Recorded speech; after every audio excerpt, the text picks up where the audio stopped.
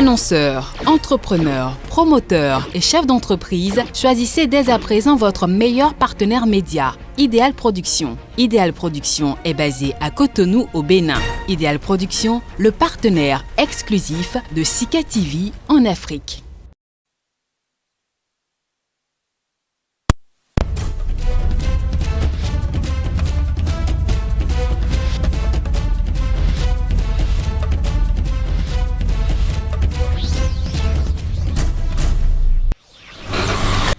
Bonjour à tous. Au Mali, le colonel Assimi Goïta a clairement indiqué à la délégation de la CEDEAO qu'il comptait être au centre de la transition. L'officier de 38 ans qui a mené 2 coups d'État en 9 mois et contraint donc le président de la transition Bandao et le premier ministre Moktawan à la démission pose déjà des actes. Ce jeudi, il a signé un décret qui balaie tous les principaux collaborateurs de Bandao. Assimi Goïta est décrit comme une énigme. Il s'exprime très rarement et ne laisse jamais transparaître ses sentiments. Et lorsqu'il se déplace souvent, on le voit entouré d'une garde prétorienne qui forme autour de lui un cordon infranchissable. Alors, l'homme fort du Mali pourra-t-il tenir longtemps? Jusqu'où ira l'officier qui ne sourit presque jamais? Voilà, mesdames et messieurs, la question donc en débat sur cette émission avec mes invités. Lamine Cissé, bonjour. Bonjour. Vous êtes, vous, un habitué de ce plateau. Je rappelle que vous êtes donc un expert en communication. Vous êtes aussi écrivain. Merci d'accepter notre invitation. C'est un plaisir. En face de vous, voilà, Jos Perzos Anago. Bonjour. Bonjour, cher confrère. Journaliste, vous êtes le directeur de publication du journal La Dépêche. Merci aussi d'accepter notre invitation. Lamine Cissé, les choses ont beaucoup plus bougé. Voilà, lundi déjà, après la publication du gouvernement, les 2 chefs de la transition étaient donc arrêtés, le président et puis le premier ministre, après conduit donc au camp de Kati, le fameux camp de Kati. Il démissionne 48 heures après, visiblement, Assimi Goïta qui reprend les rênes aujourd'hui. Était-il, j'allais dire, était-ce un plan qu'il... En tout cas, peut-être donc être en train d'envisager il y a longtemps, ou bien il y a peut-être des situations dans le continent, selon vous, qui l'ont inspiré. Merci beaucoup. Je crois que face à ces situations, l'analyse doit... On ne peut pas faire une dissertation. On peut que analyser les faits. Mais pour analyser les faits, il faut rappeler aussi les faits. Il faut comprendre que s'il y a 2 coups d'État, le premier coup d'État n'en est pas un. Pour moi, c'était une révolution. Une révolution. Il faut rappeler que c'est le peuple malien qui s'est soulevé. Oui, parachevé quand même. Peut-être que sans l'intervention des militaires, les manifestations continueraient et que peut-être Ibeka serait toujours au pouvoir. Non, il n'y a pas de peut-être. Le peuple était prêt au sacrifice. C'est-à-dire que c'est jamais... Nous avons vu avec Toumani Touré, c'était les étudiants, c'était corporatistes, c'était les étudiants qui sont sortis, les jeunes. Mais cette fois-ci, c'était les couches socio-professionnelles et même les religieux pour la première fois. Il ne faut pas oublier Imam Dicko. Imam Dicko, oui. Et même les religieux. Imam Dicko représentait toutes les autres religions. Donc, leurs revendications, ils étaient prêts à aller jusqu'au bout. Ils ont averti, ultimatum, vous quittez le pouvoir ou on te fait quitter le pouvoir. Ils sont prêts à ce... Alors, si c'est à la faveur de ce soulèvement, vous savez, quand il y a un soulèvement populaire de ce genre-là, il ne faut pas voir le soulèvement populaire, il faut voir la révolution mentale du peuple. Mais la révolution mentale du peuple, qu'est-ce qui a occasionné cette révolution mentale? C'est ce qu'ils sont en train de revendiquer, c'est la division du Grand Mali. Ils ne veulent pas que le Mali soit divisé. 1. Ils veulent qu'on lutte contre la corruption. 2. Ils veulent que la gouvernance politique et économique soit pour le peuple. Ça, c'est une révolution mentale. Donc, cette révolution mentale, je crois que ce n'est pas Assimi, un militaire, etc., qui peut aller contre cela. Ce n'est pas possible. Parce que ce que les gens oublient dans leur analyse, c'est que les militaires sont partie intégrante de la société. Ils sont militaires que pour le bien-être des populations. Il ne faut pas être militaire pour être militaire, non. Alors, donc, voilà un peu les analyses. Il faut rappeler ces faits-là. Alors, quand il y a eu cette transition, la charte de transition a mis en place un président, un vice-président et un premier ministre. Le vice-président, c'est Assimi. Mais il a les prérogatives. Les prérogatives, c'est la sécurité, la défense nationale. Par conséquent, il y a 2 militaires qui occupent ce poste-là. Ministère de la Défense et ministère de la Sécurité. Donc, la Défense nationale et la sécurité, c'est son contrôle. Alors, un gouvernement qui fonctionne, la charte, c'est les premiers objectifs. La charte, c'est quoi? On dit la sécurité et la défense sur l'ensemble du territoire national. C'est le premier rôle qu'on leur a dit, l'objectif qu'il faut atteindre. Deuxièmement, on dit de mettre en chantier les réformes institutionnelles et constitutionnelles. Mettre en chantier, hein? On n'a pas dit de les réformer, de mettre en chantier. Ça dit que c'est mettre, même si vous n'êtes pas là au bout de 18 mois, les autres seront contraints de continuer le travail que vous avez mis en place. Attention, les terminologies sont importantes dans un débat politique. De mettre en chantier ne veut pas dire de faire la constitution, de changer tout, non. Oui. Vous pouvez lancer les bases. Et pourtant, il y avait la transition. Il y avait quand même, voilà, un programme, un référendum prévu, et les élections aussi après. Hein. Voilà, c'est-à-dire mettre en chantier les réformes constitutionnelles et institutionnelles et d'organiser des élections transparentes et crédibles.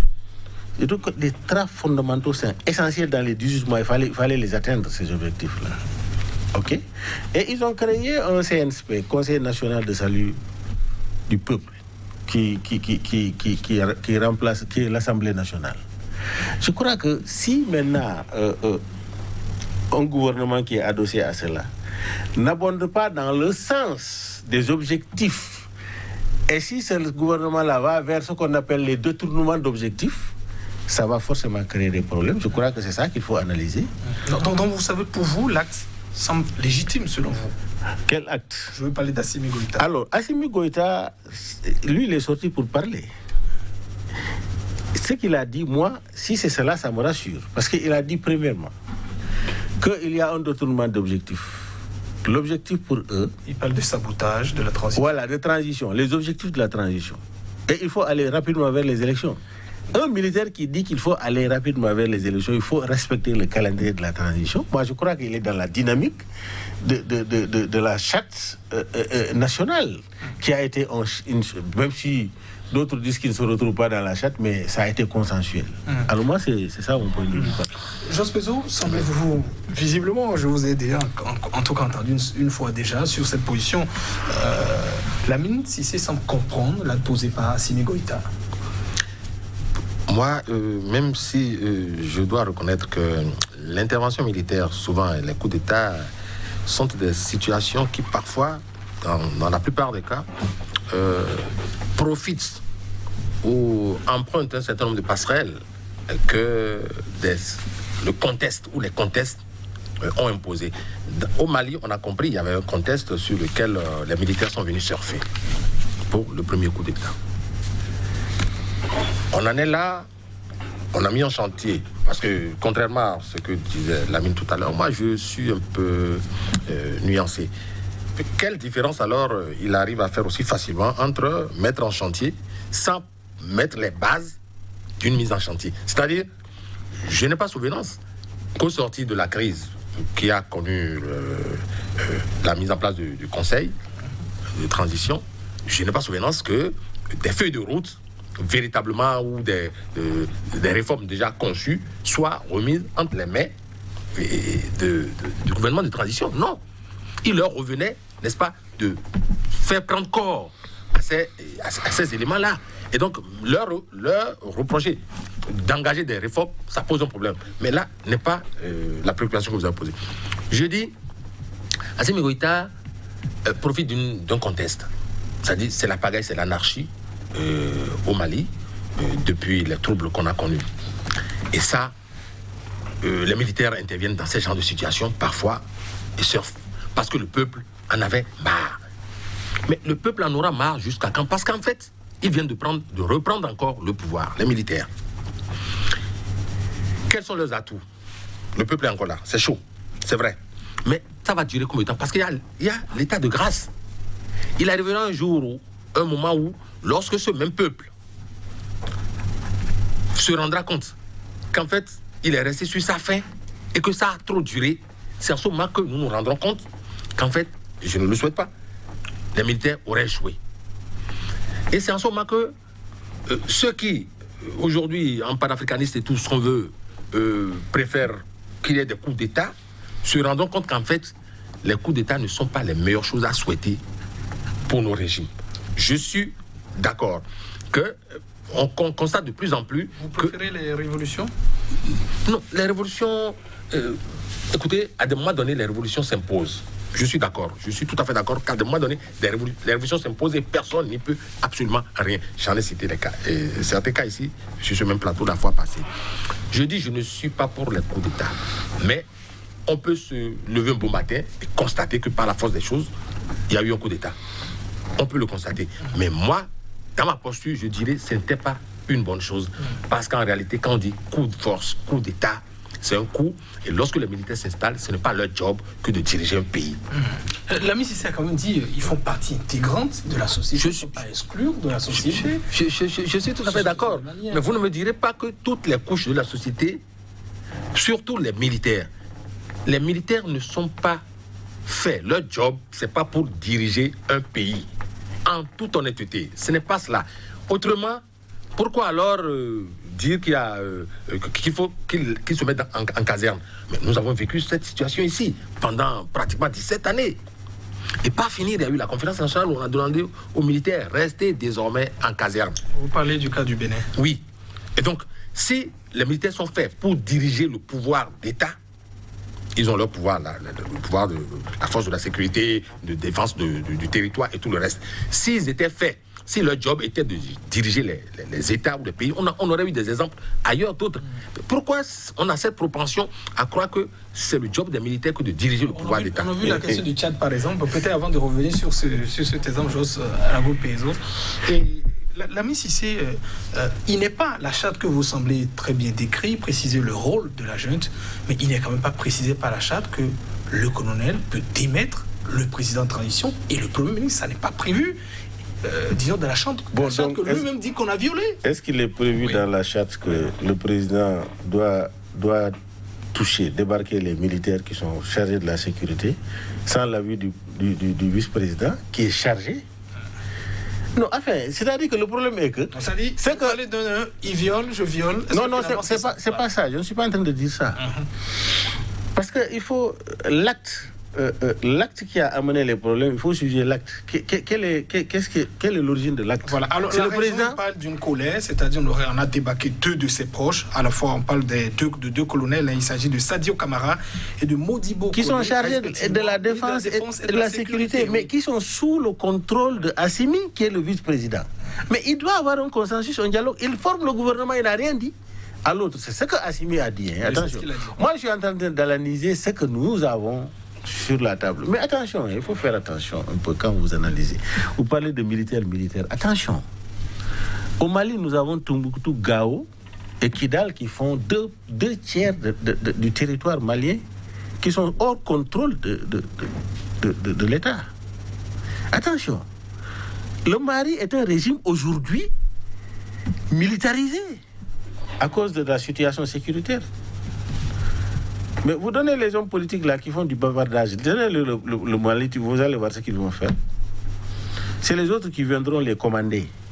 Les gens qui sont au front, qui sont en train de mourir, mais il faut qu'ils se sentent dans la gouvernance au moins. Et si par exemple on accuse que le régime précédent, que l'argent des militaires, il y a un deal, un business qui se fait, et que c'est les civils qui se remplissent les poches. Et aujourd'hui, on dit, bon, maintenant, les militaires, on vous met à la responsabilité, et on attaque cela aussi pour dire que ce sont des militaires. Alors que la situation est dans une insécurité, dans une division, mais il faut faire des analyses contextuelles. On ne dit pas que les militaires doivent diriger un pays. Parce que quand, dans une démocratie, vous avez les armes, vous ne pouvez pas imposer avec les armes. La démocratie, c'est le libre arbitre, c'est la libre pensée. On ne parle pas de ça. Le contexte malien est un contexte. Mais Lamine Cissé, finalement, vous trouverez d'excuses à tous les pays. Au Tchad, vous avez dit récemment, il y a quelques jours, il faut contextualiser. Au Mali aussi, vous dites, on parle de la situation, il faut contextualiser. Finalement, est-ce que ça n'est pas un alibi que tout le monde trouvera, tous les pays, pour peut-être abandonner finalement le choix des dirigeants? Même la démocratie, elle n'est pas uniforme en Afrique. Ce sont les démocraties africaines. J'ai écrit ça dans mon livre, un chapitre qui s'appelle les démocraties africaines. Moi, je fais la théorie de la pratique. Ce que j'ai vu, j'ai vécu, c'est ce que je fais la théorie. La théorie selon la pratique. Nous avons les démocraties africaines. Les démocraties africaines sont spécifiques selon le pays. Ils sont socio-culturels selon les pays. Vous pensez que les comportements socio-culturels n'influent pas sur nos démocraties dans les pays? Vous pensez que la démocratie, comment elle respire au Sénégal, comment elle respire au Bénin, c'est la même chose que ça respire en Afrique centrale ou ailleurs? Non! Il y a des spécificités. Et les contextes socio-historiques sont différents. Moi, par exemple, vous prenez la Guinée-Bissau qui a mené une guerre de libération nationale avec les armes. Quand la démocratie va... Tu penses que ça va respirer de la même manière qu'au Sénégal qui n'a jamais eu de coup d'État militaire? Non, mais c'est pas la même chose. Donc nous sommes dans des Afriques unifiées dans la diversité.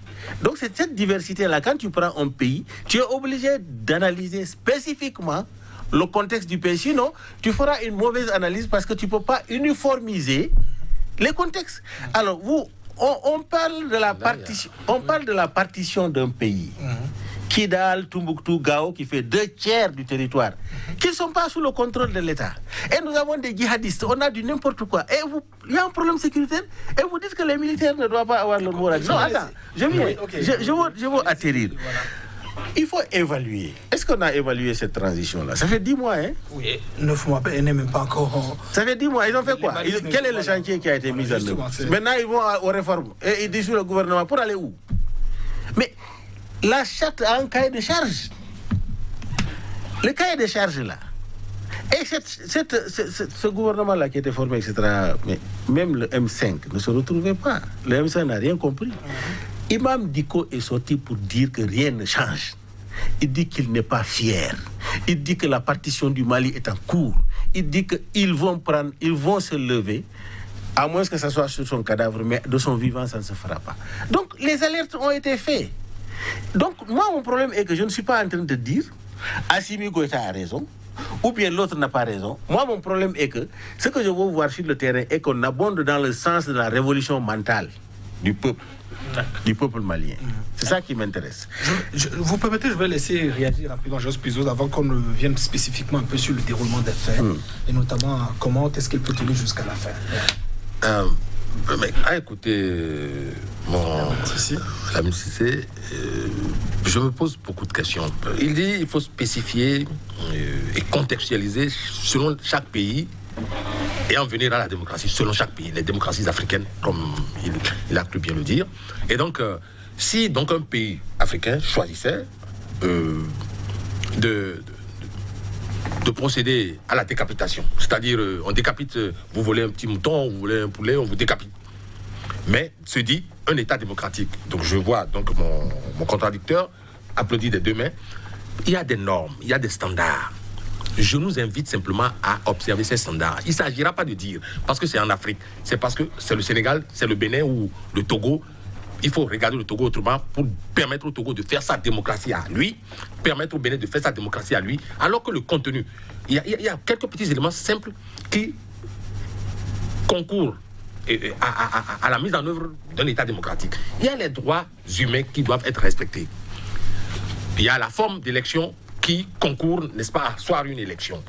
Il y a les régimes politiques, comment l'Assemblée y est, et tout. Donc, ça dit, la différence entre une démocratie et une monarchie, je ne vais pas vous l'apprendre.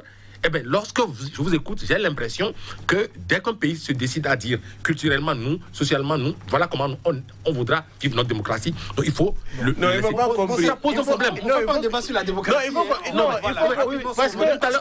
On ne peut pas continuer le débat tant qu'on n'a pas clarifié ce point-là. Parce que tu m'as mal compris. Très, très mal compris. Okay. Je suis en train de dire que la démocratie en Afrique, la démocratie est un idéal, elle est universelle, cette démocratie. Merci. Elle n'est pas uniforme. Je suis d'accord. Elle peut être multiforme, mais l'essentiel est que le peuple décide, quelle que soit la formité de la démocratie. C'est ce que je suis en train de dire. Je te dis qu'en Afrique, nous avons les démocraties, mais tant que c'est le peuple qui conduit, mais c'est une bonne démocratie. Alors, je ne veux pas qu'on lie la démocratie le manque de démocratie parce que le militaire est là. Le cas du Mali aujourd'hui, cette situation du Mali là, qui a amené le peuple à se soulever, c'était une démocratie qui était en cours. Mais ce peuple a dit qu'on n'aime pas cette démocratie-là parce qu'il y a des dysfonctionnements au sein de la démocratie. Le peuple s'est soulevé. Donc nous sommes dans une dynamique aller vers la... Le Mali a fait 20 ans de démocratie. Ce qu'on appelle 20 ans. Ils ont fait 2 alternances, sans problème. Omar Konaré, Toumani Touré. Et c'est après les 20 années-là que le problème de sécurité s'est amplifié. Le Mali est dans une crise profonde. Et cette crise-là, on ne peut pas extirper les militaires de cette crise-là. Je n'ai jamais demandé. C'est ce que j'ai dit. C'est pourquoi, quand je fais une analyse, je dis, le contexte du Mali, on ne peut pas dire les militaires, non.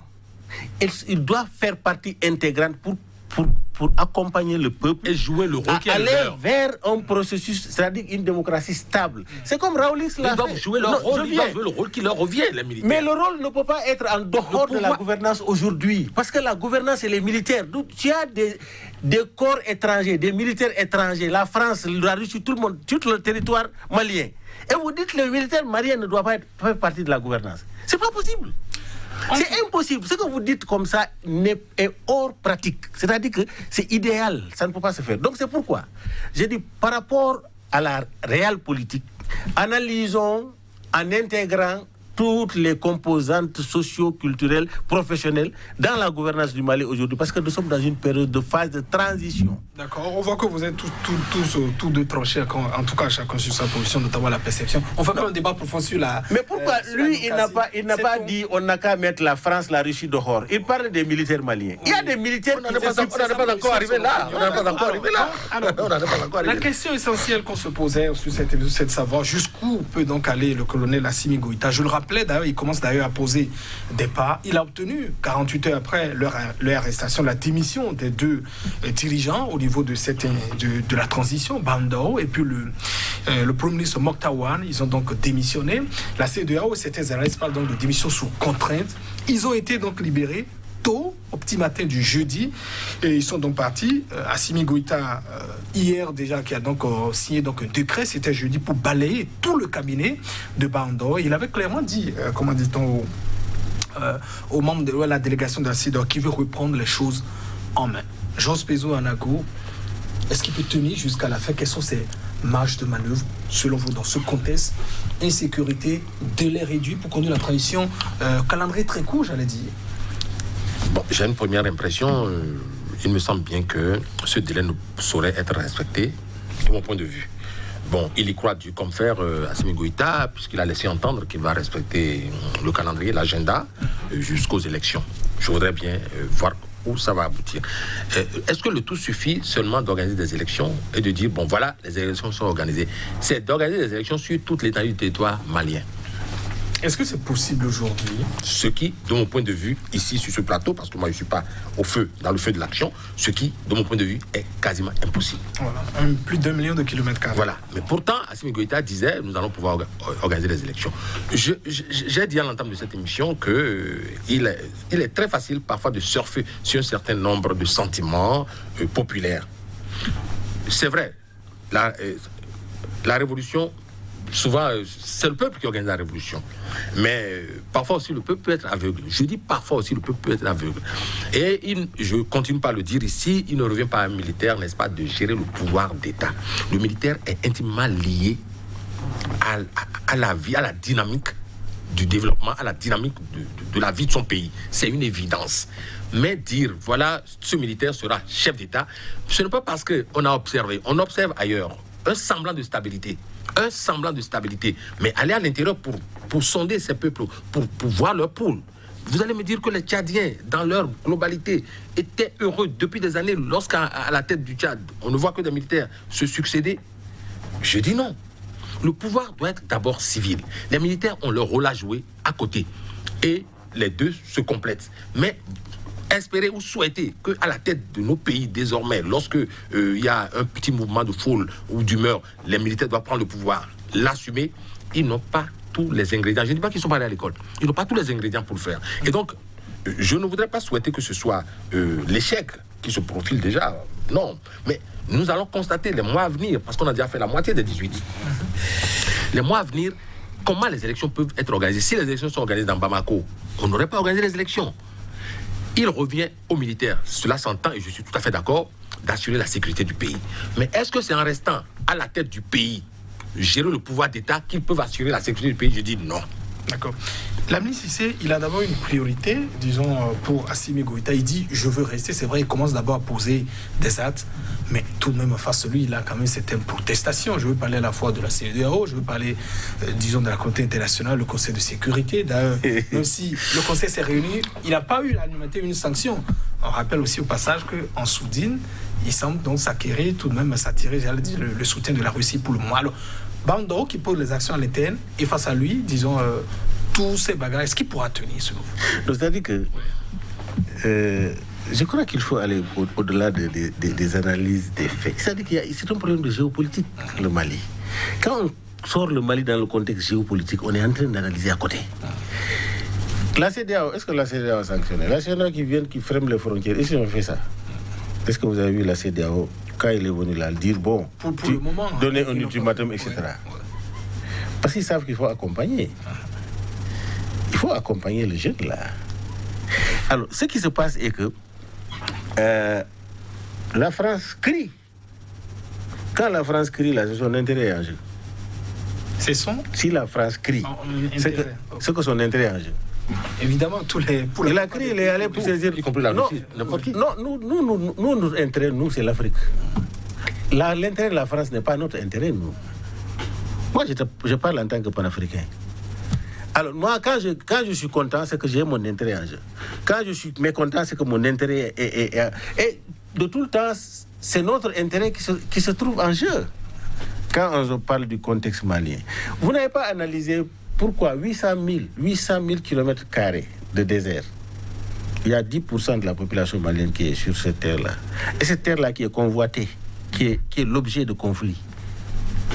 Posez-vous cette question-là. C'est ça la géopolitique et l'analyse pragmatique de la situation.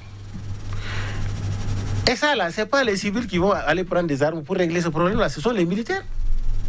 Allez-y mourir, mais pour la gouvernance, il faut vous mettre à côté. Et ceux qui vous envoient vous mourir, vous dites que ce sont les civils. Attention, nous avons vu au Ghana ici un militaire qui a pris le Ghana, un militaire qui a mis le Ghana sur les rails. Il a instauré la démocratie. Il est parti. Rawlings. C'est un modèle. Nous avons vu Thomas Sankara qui était en train de mettre son pays sur les rails. On l'a tué. Pourquoi ils l'ont tué? Donc, en tant que panafricaniste, on a une autre analyse qui est une analyse pragmatique. Ce n'est pas une analyse, n'est-ce pas, des analyses émotionnelles que nous faisons. Nous faisons des analyses... Je suis tenté de croire que c'est des analyses émotionnelles. Mais je vous donne des preuves, des preuves concrètes. Moi, depuis que je suis sur le plateau ici, c'est des éléments que je vous donne. Je parle de la partition du Mali. Ça, c'est une preuve. Je parle des militaires sur le sol malien et des militaires étrangers sur le sol malien. C'est une preuve. Et vous dites que les militaires maliens ne doivent pas être dans cette gouvernance-là. Mais c'est ça qui n'est pas pragmatique. Oui. Alors, donc, c'est-à-dire que c'est vous.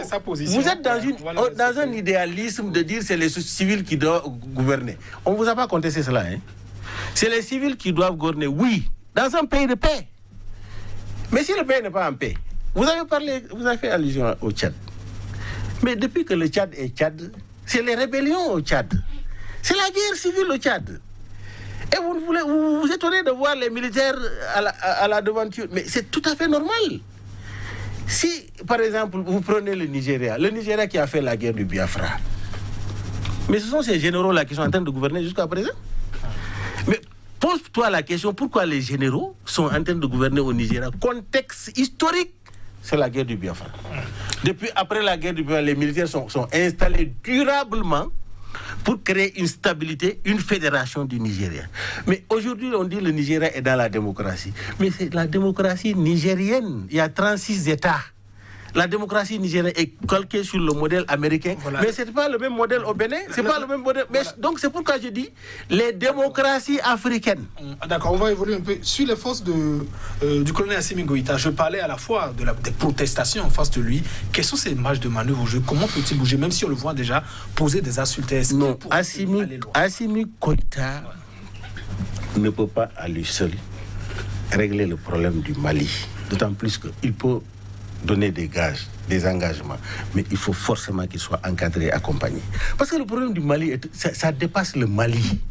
Le problème du Mali est internationalisé. Voilà. Mais pour le moment, il semble quand même ne pas être sur la même longueur d'onde que la CEDEAO et la communauté internationale. Oui, mais la CEDEAO a dit quoi dans tout ça là? Ils sont allés, ils ont discuté. Ouais. Mais la CEDEAO est contrainte d'accompagner Assimi Goïta. Assimi Goïta a dit, je veux respecter la charte de la transition. Non, on veut l'éprouver, voir d'abord sa bonne foi. Mais il ne peut pas le respecter seul. Ah. S'il veut le respecter, il n'a qu'à le respecter ensemble. Donc, je veux voir les pas qu'il va poser dans les jours et les semaines à venir. C'est ça qui m'intéresse. Mais je fais une analyse du moment. Les éléments que j'ai, j'analyse à partir de ces faits-là. Et je suis convaincu qu'il y a de la géopolitique, il y a de l'influence extérieure, il y a des intérêts en jeu au Mali. Non, ça la personne. Voilà, c'est une évidence. Assimi Goïta a-t-il profité, disons, selon vous, d'une situation? On a vu, peut-être pour en revenir un peu à l'attitude de la CEDEAO, c'est vrai, contrairement au premier coup d'État, on a vu Ouattara bomber les muscles, je vais le débarquer, on doit pouvoir libérer Ibrahim Boubacar Keïta, je m'engage, mais finalement, il a quand même présenté sa démission. Je vais parler un peu de la situation du Tchad. Est-ce que selon vous, même si Assimi semble se réfugier derrière aujourd'hui, disons, le fait qu'on ne l'ait pas consulté, a-t-il peut-être profité, ou bien la situation du Tchad, lui a-t-il peut-être profité aujourd'hui? Pourquoi on ne voit pas la CEDEAO bomber aujourd'hui les muscles? Tout à fait.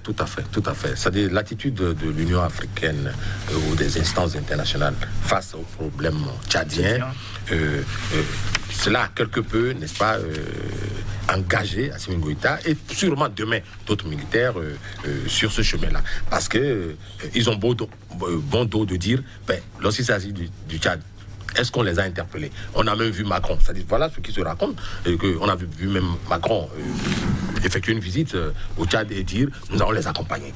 Et pourquoi alors, s'agissant du Mali, on constate cette attitude de Macron? Et donc, il y a que le contexte lui est favorable. Et il surfe là-dessus. Et je parle de Assimi Goïta, tout à fait. Donc il en profite à plein temps. Mais moi, ma préoccupation est de quelles sont ces marges de manœuvre.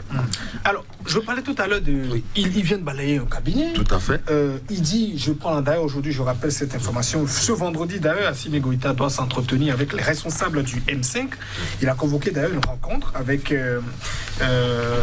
les partis politiques de la société civile malienne. L'objectif, c'est évidemment de leur expliquer la nouvelle situation, parce qu'il se dit, il faut que j'ai aussi des alliés pour pouvoir conduire évidemment cette transition jusqu'au bout, sans oublier aussi qu'il n'a forcément pas tout le soutien de ses collègues, de ses militaires, voilà, en tout cas pour le moment. Voilà. C'est un peu ça, la problématique. Et je disais ici qu'il n'est pas une bonne chose pour le militaire ou les militaires de s'arroger le pouvoir d'État.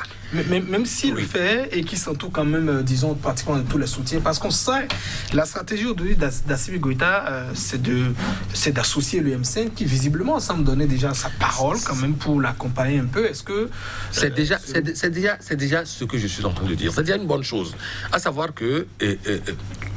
moi, je ne continue pas à dire que le pouvoir devrait pouvoir être civil. Civil, selon vous. Ça, je le dis, je le soutiens. N'en déplaise aux panafricanistes et tout le reste. Donc, maintenant, c'est ça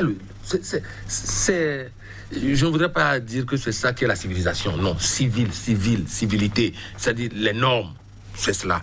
Maintenant, que déjà, il a compris, déjà même au premier coup d'État, il a compris qu'il ne fait pas bon de pouvoir gérer ça seul. Et donc, il associe les autres, ça fait flop. Maintenant, il se rend compte qu'il faut aller vers le M5 et d'autres maliens ou d'autres mouvements maliens. Il va pouvoir le faire.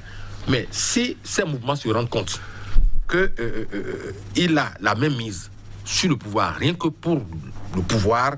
Ou son clan, ou les militaires. Les militaires, Les militaires, c'est bien, mais les mettre trop en vedette, quelque part, je trouve que ce n'est pas une bonne chose. Et ça, c'est la perception de la rue. On me dit que c'est le peuple qui a le pouvoir. Je suis tout à fait d'accord. Ce même peuple, est-ce que nous sommes d'accord que ce même peuple peut aussi parfois se tromper parce qu'il y a un certain nombre de règles, un certain nombre de normes ou d'outils dont ne dispose pas le peuple. Le peuple peut se lever aujourd'hui, balayer tout ce qu'il y a sur son passage, mais pour autant, est-ce que c'est ce même peuple qui va diriger? Non, le peuple n'a jamais dirigé le pouvoir. Il faut forcément des éclaireurs, il faut forcément des leaders pour accompagner ou pour impulser une démarche de développement à un pays. Le Mali, Assimi Goïta l'a compris, ne compte pas que des militaires. Les militaires sont là pour leur job.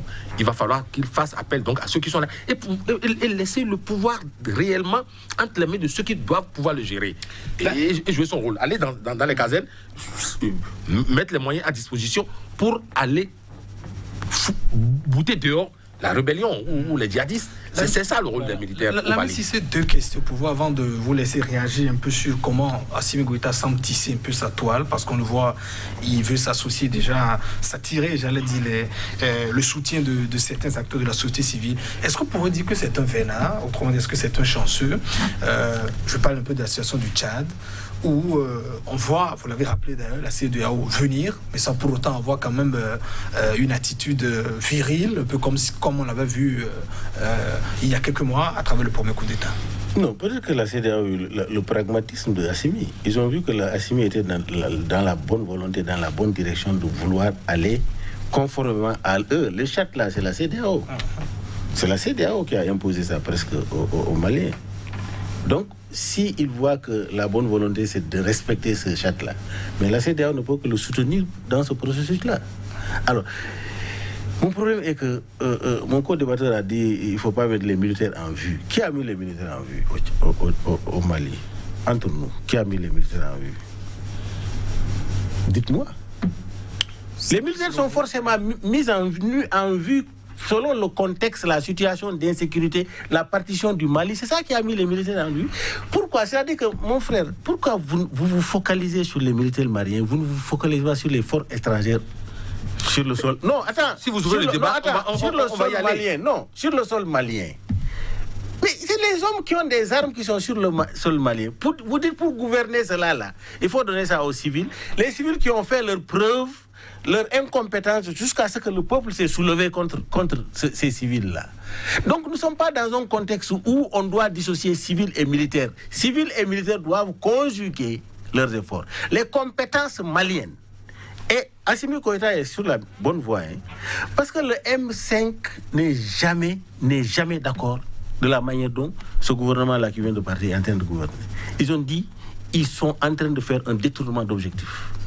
Ils sont en train de supplanter le peuple et donner une autre orientation. Et ça, c'était mon point de vue aussi. Est-ce que c'est tous les analystes politiques, tous les analystes politiques ont donné ce point de vue-là. C'était mon point de vue. J'ai dit c'est dommage. Le peuple malien a organisé une révolution, veut un changement, mais nous avons vu ceux qui sont en place ne sont pas en train d'abonder dans le même sens-là. C'était ça mon sentiment, moi, personnellement. Donc, quand je vois un militaire qui dit qu'il faut rectifier, il faut aller dans le sens des chartes, j'applaudis. Je dis, il faut l'accompagner pour aller dans le sens du charte, de l'application des chartes. L'application des chartes, c'est ce que toi tu cherches. C'est pour organiser une élection, avoir un civil à la tête. Mais tant que cela ne se fait pas dans les règles de l'art, il y aura toujours un militaire. Pourquoi ne pas accompagner celui qui dit, je veux aller maintenant vers cela? Un président se lève, il change tout le gouvernement, il nomme 25 personnes, 23 personnes. Mais les deux qui ont été rassemblés, ce sont des colonels, mais c'est quand même des généraux aussi, ceux qui ont été mis en leur place. C'est pas un problème de général. Ce que je voudrais dire, les généraux là, ce sont ceux qui mangent souvent avec le président de la République. Dans les pays, c'est ce que nous avons vu. Les généraux là, ils font jamais de coup d'État. Ah bon? Un général là, lui, il mange avec le chef d'État. Ah oui. Et d'ailleurs, les hommes de troupes, ce sont les colonels, c'est eux qui se soulèvent. Mais les généraux, mais eux, ce qu'ils mangent là, c'est ça qui les intéresse. Tu les vois même pas au front. Un général, tu vois au front. Ils sont dans leur bureau climatisé, ils font quoi? Le Mali n'a pas besoin de ça. Le Mali a besoin de tous ses fils aujourd'hui, que ce soit militaire, non militaire, civil, etc. Le Mali a besoin de tous ses fils autour du Mali. Sinon, le Mali va... Les gens... L'extérieur va totalement diviser le Mali parce que le sous-sol, le Sahel regorge de richesses exponentielles. C'est ça la réalité. Et si nous avons des gouvernements faibles qui nous gouvernent, mais vous savez, dans la charte, là, même l'accord, on a dit de respecter l'accord de paix et de trucs d'Alger. Même cet accord-là est rejeté parce qu'il y a des éléments dans cet accord-là qui vont vers la partition. Vous savez, quand on parle de Sahel, là, c'est une partie du Mali, une partie du Niger, une partie... C'est ça, c'est le regroupement, là. Ils veulent diviser, il faut que ça soit contrôlé par l'international. Nous voulons... Pour vous, il faut des hommes forts, en tout cas des hommes ou des patriotes, les hommes forts, mais il faut qu'une armée patriote très forte aussi. Voilà, pour pouvoir gérer tout ça. Il faut gérer tout ça, là. Et dans tout ça, là, vous savez, la CEDEAO doit jouer un rôle important. Malheureusement, on a une CEDEAO vraiment... Oh, elle est venue, elle n'a pas tempêté. Une CEDEAO. Non, on a une CEDEAO. Parce que la CEDEAO aussi est décriée tous ces temps-là. Je crois qu'ils sont en train de redoser un peu le plan. Nous avons une CEDEAO finale, heureusement, une institution qui est une CEDEAO des chefs d'État. Nous, les populations, nous ne nous reconnaissons pas dans cette CEDEAO-là. Cette CEDEAO-là qui cautionne des lois, mais qui ne respecte même pas les lois. Démocratie, bonne gouvernance, il laisse les gens tuer les gens avant d'accéder au pouvoir. Mais c'est dramatique. Alors, c'est tout contre tout cela là. Ça dit que mon co-débatteur, mon frère, je vais vous dire une chose. Hein. Peut-être que les acteurs, les hommes politiques qui sont les politiciens là, ils vont être surpris par les populations. Les populations sont dans une autre dynamique de l'évolution de leur mentalité. Il y a une évolution progressive de leur mentalité. Ils savent mieux que ces chefs d'État-là. Ce que ces chefs d'État-là n'osent pas dire là, c'est ce que nous, les populations, nous sommes en train de dire, nous sommes en train de voir et de mettre à nu. Le problème est un enjeu géopolitique, géoéconomique, géostratégique. Et ça, il ne faut pas que le peuple malien paye pour ça. Le Mali ne va jamais être divisé. Nous voulons le grand Mali. Nous sommes dans une dynamique de créer l'Union africaine. Vous savez, quand on fait la partition du Mali, ils sont en train de travailler pour faire la partition du Nigeria. La CEDEAO va devenir quoi? Finalement, on va devenir quoi? Alors que nous concentrions notre énergie pour le développement, ils amènent des troubles sociopolitiques. Et c'est eux qui créent ces guerres-là. C'est une île. Mais tu ne connais pas l'impérialisme international. Nous sommes confrontés. C'est-à-dire que c'est pourquoi moi je ne suis pas littéraire. Je ne suis pas dans les analyses littéraires. Je suis dans les analyses des faits. On va aborder dans un instant un peu le plan géopolitique, stratégique dont vous parlez, Lamine Cissé, mais le temps de vous laisser rapidement réagir sur comment Assimi est en train de se construire. Je parle un peu, disons, de ces contacts qui commencent à prendre un peu avec la société civile. Vous pensez que c'est une méthode qui peut fonctionner? Vous savez, tout gouvernement qui s'appuie sur le peuple, sur le socle du peuple, tu deviens, c'est-à-dire que tu deviens plus fort. Tout gouvernant qui agit en dehors de l'intérêt ou de l'orientation du peuple, c'est-à-dire que tu es affaibli. Soit tu t'appuies sur ce qu'on appelle la classe élitiste, qui pense qu'ils sont allés dans les écoles des Blancs, ils connaissent mieux que ces populations-là. Il faut brimer ces populations-là, il faut marcher sur eux, il faut partager. C'est eux. Quand tu t'appuies sur eux-là, tu deviens affaibli. Assimi sur sa puce, sur le M5, la société civile, ces gens-là, c'est-à-dire qu'ils sont en avance par rapport au gouvernement. S'il s'appuie sur ces gens-là, il devient beaucoup plus fort. Parce qu'il sera mieux compris à la base, il sera mieux compris par la population, parce qu'on gouverne pour l'intérêt des populations. Assimi, c'est quelqu'un qui était au front pendant des années. Hein. Il connaît ce qui se passe sur le terrain. Il a sacrifié sa vie. C'est quelqu'un qui allait dans les missions les plus dangereuses dans cette situation-là. Donc, je ne dis pas qu'il n'y a pas... Il y a de véritables patriotes au Mali, dans l'armée malienne. Mais on les met de côté. Tu parlais des généraux là. On va mettre le général, il va faire quoi? Jos Pezo Anago, au-delà, disons, de ce qui se joue, hein, de ce que nous voyons au Mali, il y a aussi, Lamine Cissé essaie donc de le soumettre tout à l'heure, disons, des intérêts géostratégiques, géopolitiques qui se jouent aussi. Et les deux fronts, en tout cas sur le plan occidental qui se mènent actuellement, c'est la France et la Russie. On a observé clairement, en tout cas, cette ambition, cette volonté des nouveaux hommes forts. Je veux parler d'Assimi Goïta, de faire un rapprochement avec la Russie. Et selon des informations de certains médias, il y aurait, évidemment des commandes d'achat d'armes, précisément, ce qui aurait évidemment fâché Paris. Et c'est peut-être l'une des raisons qui a été donc à la base, disons, de ce remaniement. 2 géants, désormais, qui se mettent aussi sur le terrain malien, pour sans doute, pas pour leurs beaux yeux, également s'affronter. Est-ce que vous pensez que ce nouveau rapprochement avec la Russie peut peut-être aider les Maliens à mieux sécuriser leurs ressources pillées, mais toujours niées par la France, ou mieux accéder au développement? Qu'il y ait un rapprochement russo-malien, je ne le vois pas d'un mauvais œil, moi. Et plutôt, je dirais que ce ne serait pas pour sauvegarder forcément des richesses qui sont en dilapidation. De mon point de vue, c'est beaucoup plus parce que si le territoire est sécurisé, il n'y aura même plus de richesses dilapidées. De mon point de vue. Imaginons, parce que en fait, le Mali n'a pas commencé d'hier. Le Mali, moi j'ai eu l'opportunité de visiter le Mali, je suis allé jusqu'à Tombouctou. En ce moment, on n'avait pas besoin d'avoir des armes pour se protéger. C'est ça. Je suis allé à Tombouctou en 98, si je m'abuse, en 97, 98. J'y étais. J'ai séjourné à Tombouctou, j'ai visité. Bref, en ce moment, on n'avait pas d'inquiétude à se faire. Mais je dis, il faut remonter plus loin pour se demander, mais le Mali était comment avant?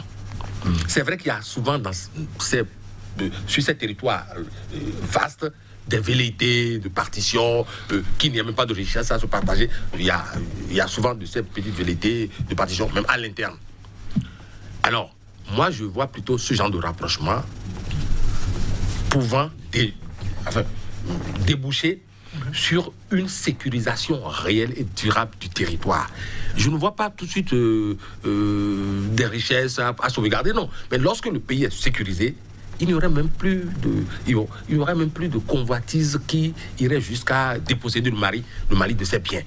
Il faut, si les Russes, et si tout cela se révèle réel, parce que il y a tellement de choses qui se disent. Mais les Russes aussi ne sont pas là pour les intérêts du Mali. Ce qui est évident. Et ça, c'est quelque part, vous rejoignez un peu ma position, à savoir, quand on parle de la France, on parle de la France, on dit la France veut arracher toutes les richesses du Mali. Mais, attendez, les Russes, si c'est le cas, effectivement, si les Russes venaient à s'installer au Mali, c'est pas pour les beaux yeux de Assimi Goïta ni du peuple malien. C'est aussi pour des intérêts. Je vois mal quelque puissance que ce soit aujourd'hui se déployer. Mais est-ce que ça peut freiner peut-être l'hégémonie de la France, la diversification, disons, des partenariats? Est-ce que c'est un avantage selon vous? Ça peut peut-être amener à revoir, à obtenir certaines choses de la France, peut-être révision de certains contrats? Même au plan commercial, simplement au plan commercial, de façon saine, s'il y a un partenaire qui était sur le terrain et qu'un autre partenaire arrive, c'est normal, ça crée plus d'émulation, ça crée plus de concurrence. Mais dans le cas d'espèce, si la France était réellement au Mali pour s'approprier les biens ou les ressources maliennes, l'arrivée supposée de la Russie pourrait équilibrer les choses. La Russie viendrait au Mali pour aussi, je ne sais sur quelle base les discussions vont se faire, aussi prendre sa part. De quoi, je ne le saurais. Mais forcément, la Russie ne sera pas au Mali juste pour la forme. Il y a forcément un certain nombre de deals sur lesquels les deux parties se seraient entendues. Ce qui va fragiliser, bien entendu, l'hégémonie, s'il y en avait, de la France. Cela va de soi. Mais tout cela reste à prouver. Parce qu'il y a trop qu'on s'offre un peu trop sur les sentiments, sur les émotions. La Mississippi, il y a une autre guerre qui se mène au niveau des géants, toujours au Mali, vous le rappelez d'ailleurs. On parle de scandale géologique au niveau de ce pays qui regorge assez de ressources. On voit cette tentative, en tout cas, de rapprochement avec la Russie, de plus en plus prononcée. Normal, naturel que Paris ne soit forcément pas heureuse de voir un concurrent aller sur ce terrain. Mais pensez-vous que si évidemment ce rapprochement se faisait, est-ce que c'est un avantage ou un inconvénient selon vous? Encore analyse pragmatique. La Russie n'a colonisé aucun pays dans le monde. En Afrique, à ce que je sache, la Russie n'a jamais vendu un Africain.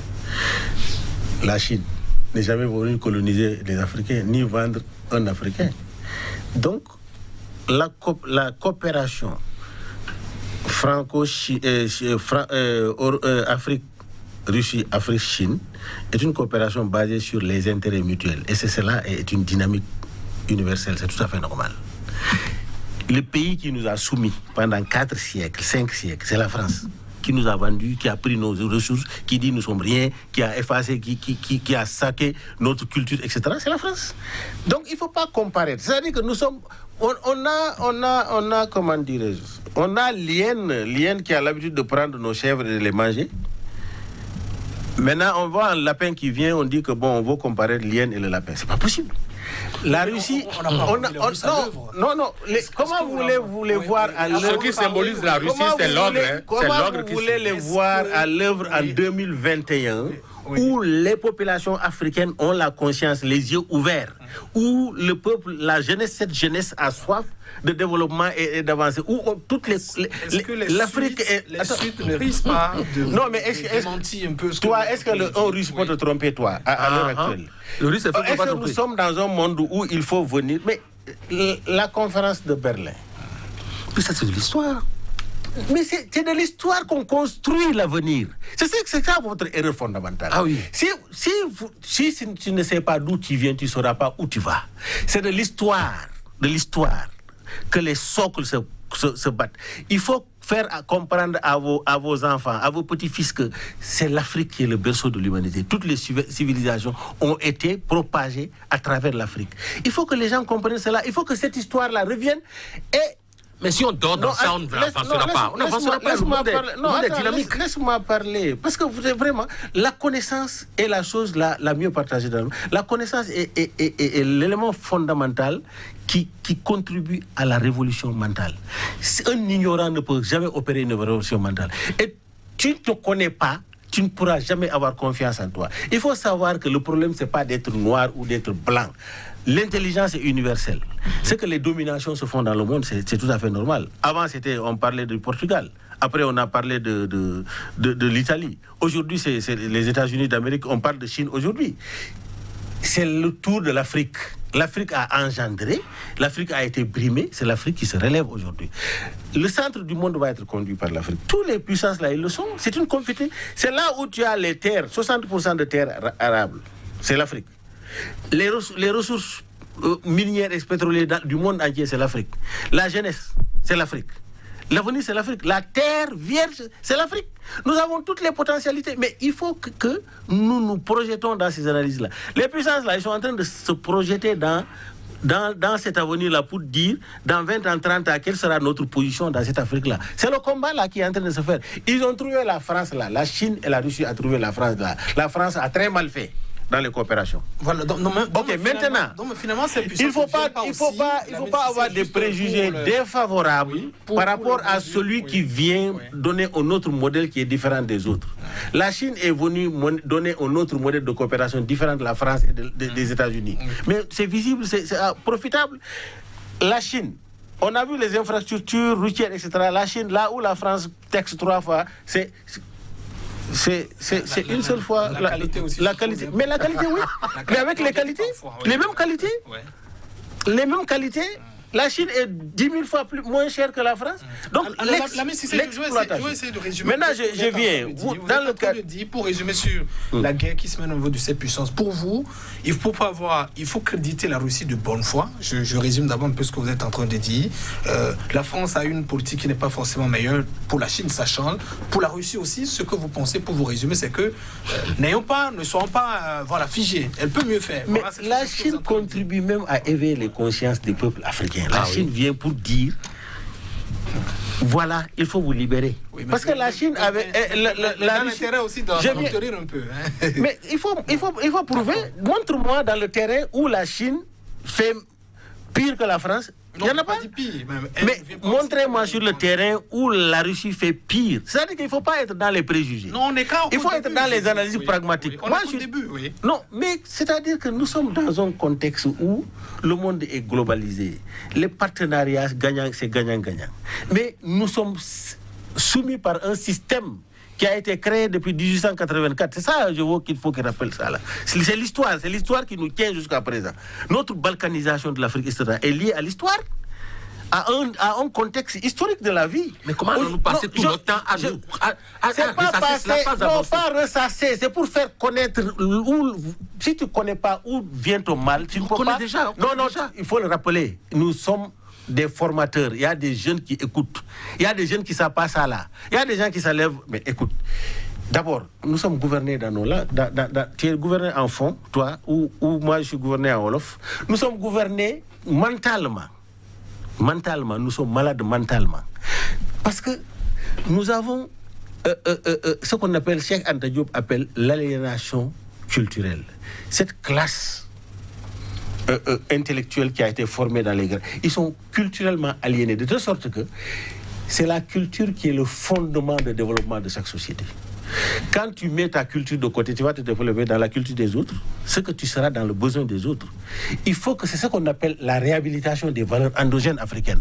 C'est fondamental pour qu'on aille vers nos besoins. Ne sont pas les besoins de la France. Nos manger là, moi la pâte que je mange ici là, si je veux qu'on développe la pâte pour toute l'Afrique de l'Ouest.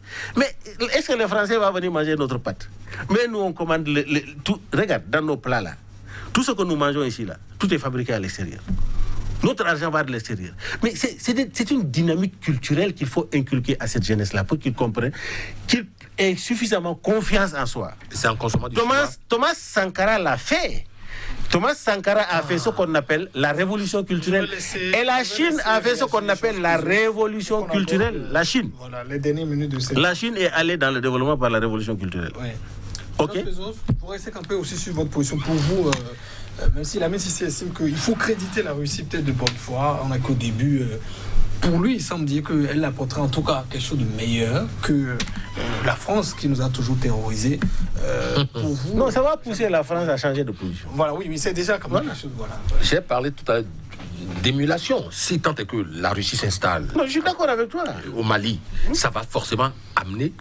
Si la France était dans une mauvaise posture, ça va l'amener à mieux se réarmer, à mieux se reprojeter.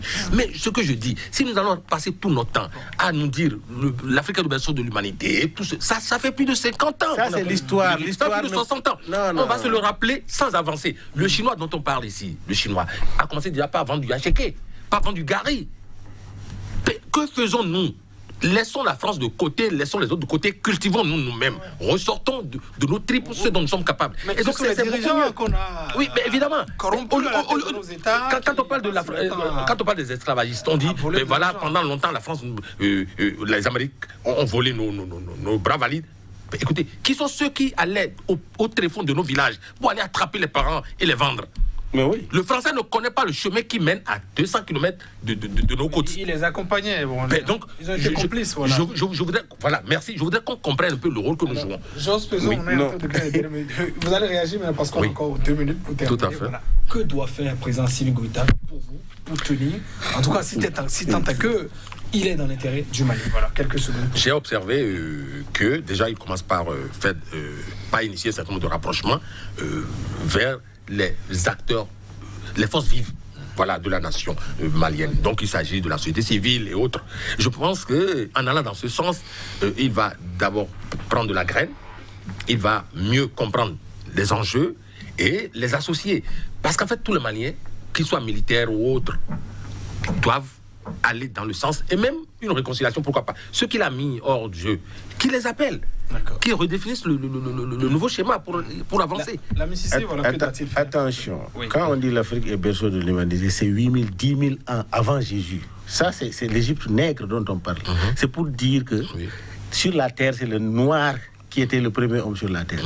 Donc, il ne faut pas... Non, c'est important, j'ai fini. Mais finir par là, c'est finir en beauté. C'est pour montrer que le noir n'est pas le dernier. C'est-à-dire que la couleur de la peau n'est pas importante. Nous sommes tous issus des mêmes ancêtres. Nous avons la science, la connaissance est universelle. Il faut faire connaître aux gens là qui nous ont enseigné dans l'histoire que nous sommes rien, nous n'avons pas de civilisation. C'est de cela que je parle. Alors, Goïta, oui. Assimi Goïta, que doit-il faire pour tenir quelque chose? S'il continue sur sa lancée, on le soutient. S'il dévie de sa voie, on viendra pour dire qu'il n'est pas en train de bien faire. Mais je pense que la démarche qu'il fait là avec le M5, la société civile, pour trouver un consensus et conduire cette transition, je crois que c'est la meilleure voie. Merci à vous, mesdames et messieurs. Voilà, c'était donc tout pour ce débat. On parlait évidemment des marges de manœuvre de l'homme fort du Mali, Assimi Goïta, qui règne en tout cas pour le moment. Vous avez posé déjà des actes sur le terrain. On était donc avec nos invités, Lamine Cissé, qui est donc un écrivain, il est donc un expert en communication politique. Merci d'avoir pris part au débat. Jos Perzo Anago, vous êtes journaliste, voilà, journaliste et directeur de publication du quotidien La Dépêche. Merci aussi d'avoir pris part à ce débat un peu houleux. Ce sera tout, mesdames et messieurs. C'est un débat amical.